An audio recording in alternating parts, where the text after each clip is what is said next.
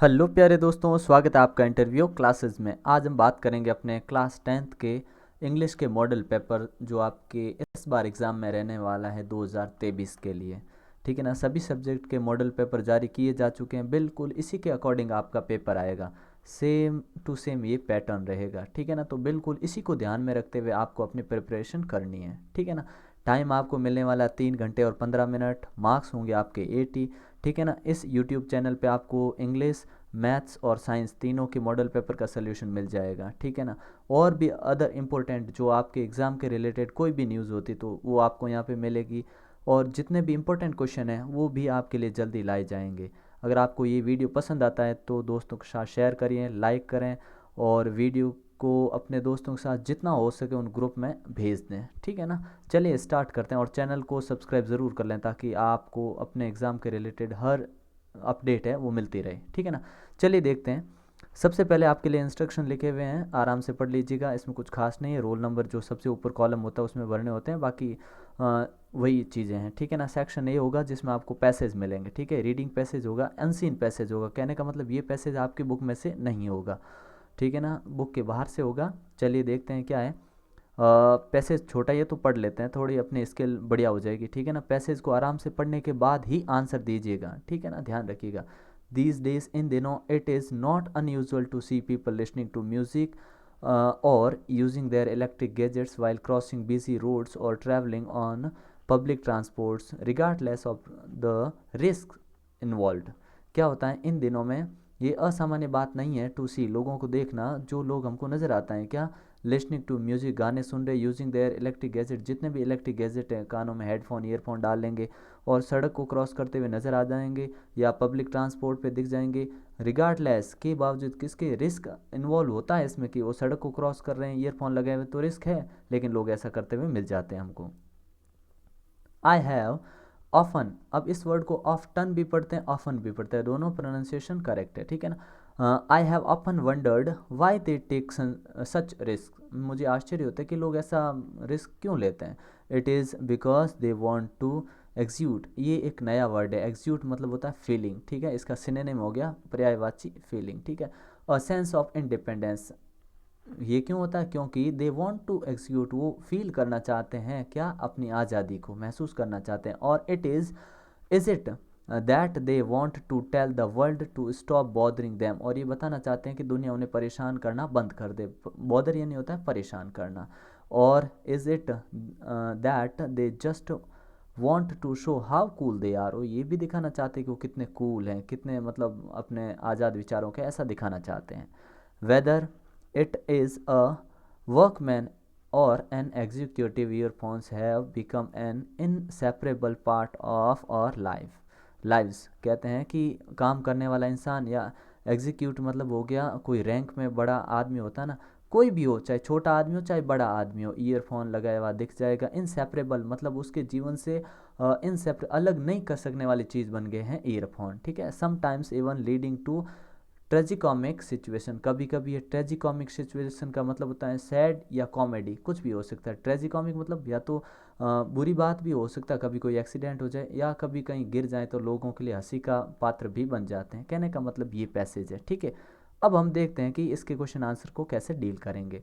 What is not unusual to see these days, इन दिनों कौन सी बात सामान्य नहीं है? तो हम क्या कहेंगे, लिसनिंग टू म्यूजिक हमने पढ़ा, यूजिंग इलेक्ट्रॉनिक गैजेट्स, तो ऑप्शन सी करेक्ट हो जाएगा। ये दोनों चीज़ें आजकल नज़र आ जाती हैं। ठीक है ना। नेक्स्ट क्वेश्चन देखते हैं।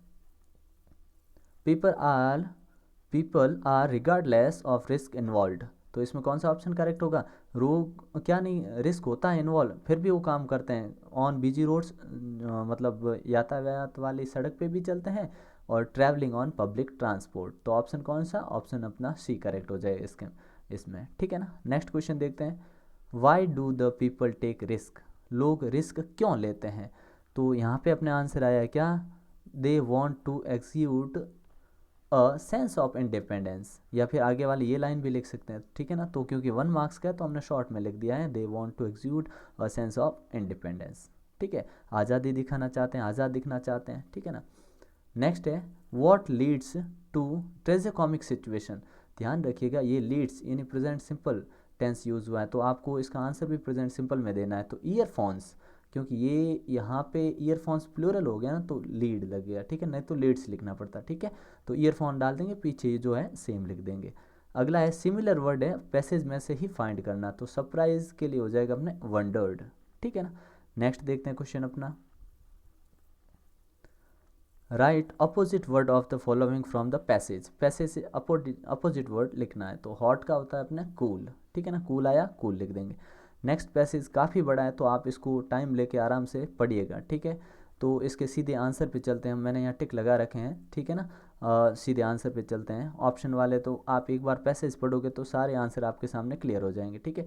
मार्वलस, मार्वलस मतलब होता है शानदार। Adventure of for a child B, child के लिए क्या चीज़ होती है जो मार्वलस एडवेंचर होता है। तो इस क्वेश्चन के अकॉर्डिंग आंसर देना तो होगा his first visit to seaside, ठीक है ना। ऑप्शन हो जाएगा अपना करेक्ट जो इसमें मेंशन है, ठीक है। नेक्स्ट देखिए, when a young man start to earn his own living he becomes free from, जब आदमी अपने खुद के लिए कमाना शुरू कर देता है ना तो वो फ्री हो जाता है, किससे, डिसिप्लिन ऑफ स्कूल, बिल्कुल हो जाता है, स्कूल से जाने के बाद ही कमाना शुरू करता है और पेरेंट्स पे भी डिपेंड नहीं रहता। तो बोथ ए एंड बी अपना करेक्ट आंसर होगा, ठीक है ना। अगला देखते हैं, with dash should come wisdom and the ability to help others with advice wisely, ऐसी कब एबिलिटी आ जाती है, जब वो दूसरों की मदद करने या बुद्धिमानी से जवाब देने में हो जाता है। तो ओल्ड एज वो होती है जिस समय वो with old age should come wisdom, मतलब बुढ़ापे के साथ ही बुद्धि आ जाती है, ठीक है ना। चलिए नेक्स्ट क्वेश्चन देखते हैं, what happens if a child has good parents, अगर चाइल्ड के अच्छे पेरेंट्स है तो क्या होता है। तो देखिए यहाँ पे लिख रखा है, if a child has good parents he is fed, looked after and loved whatever he may do, वो क्या करना चाहता है उसकी छूट होती है, लुक आफ्टर यानी देखभाल की जाती है, उसे प्यार किया जाता है और उसे जो चाहिए वो खाने को, फेड यानी खिलाना, वो खिलाया जाता है, ठीक है ना। नेक्स्ट क्वेश्चन देखते हैं अपना, नेक्स्ट है why a child is not perfectly happy, बच्चा पूरी तरह से खुश क्यों नहीं है। राइट एनी वन रीज़न, एक रीज़न लिखिए। तो जाहिर सी बात है पैसेज को पढ़ोगे तो पता लगेगा कि बच्चे को जब काम करने से रोका जाता है ना तब वो उदास होता है। तो देखो, he is continuously being told not to do things, उसे बार बार कहा जाता है कि ऐसा मत करो, क्योंकि कभी कभी वो ऐसे काम करता है जो उसको नहीं करने चाहिए लेकिन उसे अच्छा लगता है, या फिर उसे हम पनिश करते हैं जो उसने गलत कर दिया उसके लिए, तब उसको बुरा फील होता है, ठीक है ना। तो ये हो जाएगा। नेक्स्ट देखते हैं क्वेश्चन अपना है, which age has always been thought of as the worst age to be, worst age किसे माना गया सबसे, तो यहाँ पे आप लिख दो ओल्ड एज, ठीक है ना। तो इसमें आंसर हो जाएगा ओल्ड एज। नेक्स्ट है, what will happen when a youth breaks the law of society, जब कोई यूथ सोसाइटी के लॉ तोड़ता है, कानून तोड़ता है, नियम तोड़ता है, तब क्या होता है। तो उसे सज़ा मिलती है, सीधी सी बात है।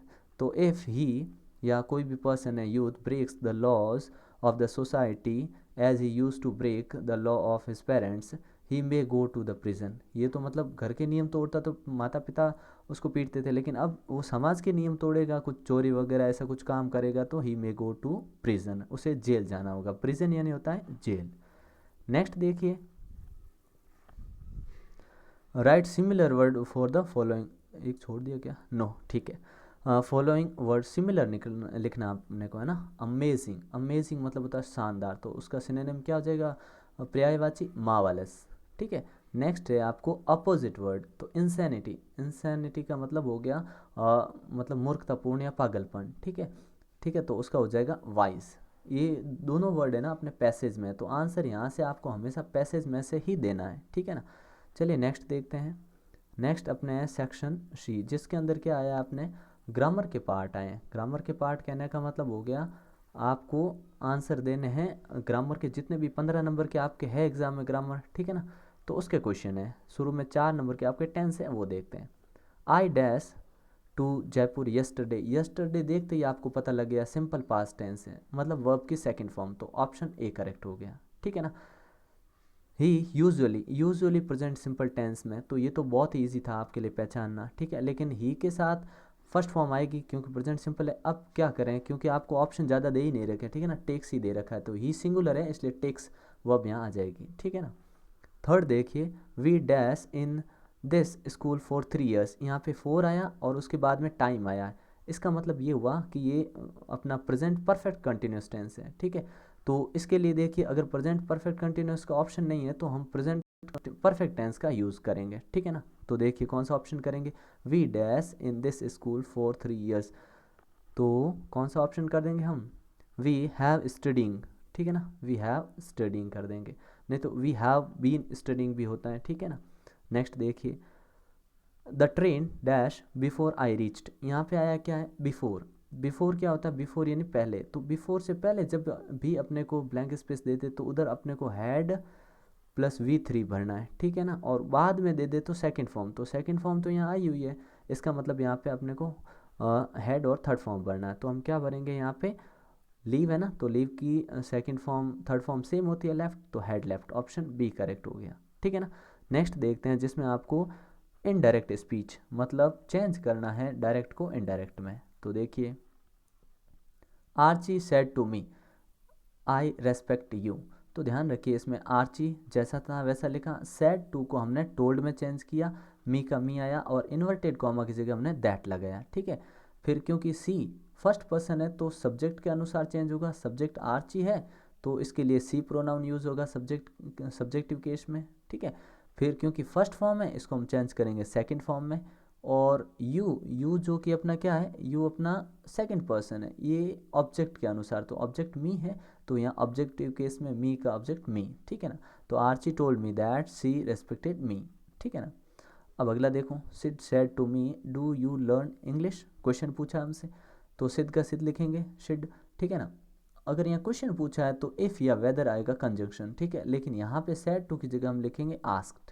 सिड आस्क्ड मी इफ़, अब देखो यू पहले है ना, वो बाद में आएगी, पहले हम यू को लिखेंगे, तो यू सेकंड पर्सन के अकॉर्डिंग, तो मी का सब्जेक्टिव केस आई, ठीक है ना। तो क्या लिखा, इफ़ आई, और लर्न की सेकंड फॉर्म होती है लर्नड, ठीक है, इफ़ आई लर्नड इंग्लिश, ठीक है ना। अगला देखिए, आपको इनमें कनेक्टिव्स लगाना है, ठीक है ना। तो ये बहुत ईजी है, it is very cold we can't go out, तो इसका हो जाएगा it is too cold to go out. ये सारे टॉपिक्स आपको एकदम बहुत ही बेहतरीन ढंग से इस YouTube चैनल पे मिल जाएंगे, ठीक है ना। तो चैनल को सब्सक्राइब ज़रूर कर लेना, दोस्तों के साथ वीडियो को शेयर ज़रूर करना, ठीक है ना। अगला देखिए, ही स्मेल्स सेल्स, ही सेल्स मैंगोज, ही सेल्स ऑरेंजेस, ठीक है ना। तो बोथ एंड का यूज़ करना, तो इसमें ध्यान रखना जो अलग चीज़ है उससे पहले आपको बोथ लगाना। जैसे देखिए, सब्जेक्ट तो ही है, ठीक है, फिर सेल्स है, सेल्स से दोनों जगह, तो ये तो सेम लिख दो, ही सेल्स एक बार लिख दिया। अब क्या मैंगो क्या है, मैंगोजेस एंड ऑरेंजेस, तो इनसे पहले लगाएंगे बोथ, फिर लगाएंगे मैंगो, यहाँ लिख देंगे मैंगोजेस एंड ऑरेंजेस, ठीक है ना, हो गया। अगला देखिए, she is very small she cannot lift it, ठीक है, बहुत छोटी है नहीं उठा सकती इसे, तो इस वेरी को हटा के हम क्या लिख देंगे, सो स्मॉल, फिर हमने यहाँ हटाया फुल स्टॉप, दैट लगाया, सब्जेक्ट क्योंकि आ चुका है, फिर कैनॉट लिफ्ट और इट की ज़रूरत नहीं है क्योंकि आगे मेंशन हो चुका है, ठीक है। सी कैनॉट लिफ्ट, ठीक है ना, she so small she small that cannot lift, ठीक है, नहीं उठा सकती। अब देखिए अगला, ज्वाइन करना आपने को यूजिंग रिलेटिव प्रोनाउन, ठीक है ना। पहला है अपना, the boy is going on the road, लड़का जो है सड़क पे चल रहा है, his father gave you this letter, तो देखिए द बॉय लिखा, फिर हुज का इस्तेमाल करेंगे, हुज के बाद नेक्स्ट सेंटेंस है ना उसको लिख देंगे, the boy whose father gave you this letter is going on the road. फिर यहाँ से वापस हम स्टार्ट करेंगे। इस टॉपिक के वीडियो भी आपको इस यूट्यूब चैनल पे मिल जाएंगे, ठीक है ना। The boy was awarded he was honest, तो देखिए the boy who was awarded was, sorry, the boy who was honest was awarded, जो लड़का जो ईमानदार था उसे इनाम दिया गया, ठीक है ना। इस टाइप से सेंटेंस बनेगा, ठीक है ना। नेक्स्ट देखते हैं, नेक्स्ट में आपको पैसिव में चेंज करना है, तो प्रतीक विल राइट अ लेटर, तो इसका क्या करेंगे, अ लेटर अपना ऑब्जेक्ट है, आगे लाए, विल का विल लिखा हमने, जब विल होता है तो हम बी लगाते हैं, बी लगा दिया, वर्ब की थर्ड फॉर्म लिख दिया बाय प्रतीक, ठीक है ना। नेक्स्ट देखिए, प्लीज़ ओपन योर बुक, तो जब प्लीज़ से सेंटेंस स्टार्ट होते हैं तो इसको चेंज करने के दो तरीके, या तो लेट से भी कर सकते हैं, मैंने यहाँ पे कर दिया अपने, you are requested to open your book, ठीक है ना, तो आप ऐसे भी बना सकते हैं, ठीक है ना। अगला देखते हैं जिसमें आपको फ्रेम करना है क्वेश्चन। और crossed the river bye boat, तो यहाँ पे हाउ से स्टार्ट हुआ, हाउ के बाद हेल्पिंग वर्ब चाहिए, तो क्योंकि ये सेकंड फॉर्म है इसलिए आपने लगाया डिड। हाउ डिड, फिर सब्जेक्ट बनेगा क्योंकि आई सामने वाले से पूछा कि मैंने रोड नाव से क्रॉस की, तो सवाल क्या आया होगा, सवाल आया होगा तुमने रोड कैसे क्रॉस की, तो तुम, तो यू लिख दिया, प्रोनाउन चेंज कर दिया, क्रॉस द रिवर। और यहाँ पे डिड आ गया इसलिए यहाँ पे फर्स्ट फॉर्म आएगी, ठीक है ना। तो how did you cross the road. फिर क्वेश्चन टैग, क्वेश्चन टैग बहुत ईजी है, इसकी वीडियो तो आपको मिल जाएंगे, ठीक है, चैनल के प्लेलिस्ट में मिल जाएगी, नहीं तो आई बटन पे यहाँ पे आप क्लिक करेंगे तो भी आपको मिल जाएंगी, ठीक है।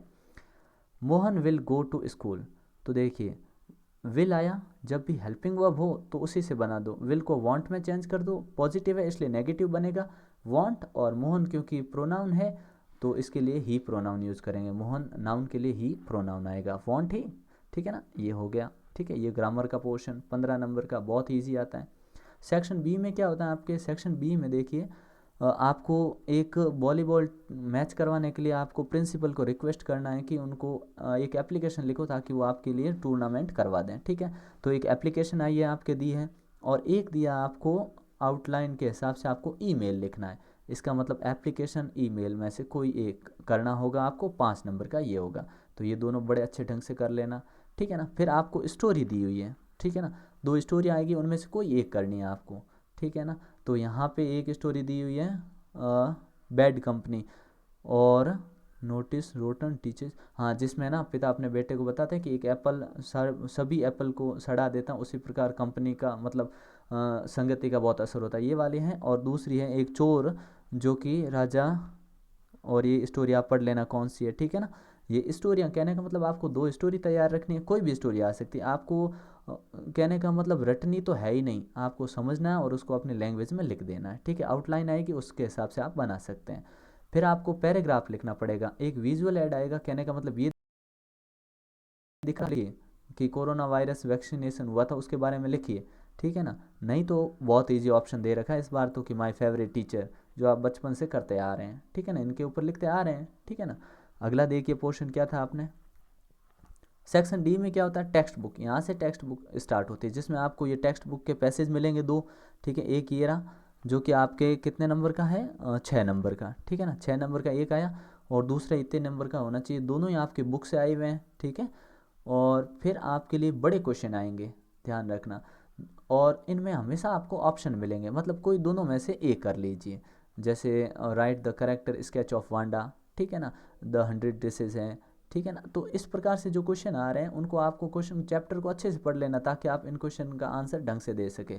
और जो आपकी पोएम्स है वो बहुत इंपॉर्टेंट है क्योंकि आपको reference to the context, stanza का रेफरेंस टू द कॉन्टेक्स्ट करना पड़ेगा, ठीक है ना। These lines have been taken from, इस टाइप से अपना एक रिदम या एक तरीका बना लीजिए, जैसे कोई भी पोइम आए तो आप उसके लिए बेहतरीन ढंग से कर पाओ। इसके बारे में भी वीडियो अपलोड कर दिया जाएगा आपके लिए जल्दी, ठीक है ना। और फिर आपके क्वेश्चन आंसर है, वही चीज़ें हैं, क्वेश्चन आंसर दे रखा है आपको, और चूज़ द करेक्ट आंसर, इनमें से करेक्ट आंसर है वो चूज़ करना, ठीक है। फिर 19 क्वेश्चन में है जिनमें से कोई 2 में से एक क्वेश्चन करना होता है, 4 मार्क्स का। 20 क्वेश्चन में यही है, आपको 3 में से कोई 2 क्वेश्चन करने हैं, ठीक है। इस प्रकार का ये आपका पेपर आने वाला है बोर्ड का, तो बेहतरीन ढंग से तैयारी करिए, बने रहिए इंटरव्यू क्लासेस के साथ। मिलते हैं नेक्स्ट पार्ट में, तब तक के लिए जय हिंद जय भारत।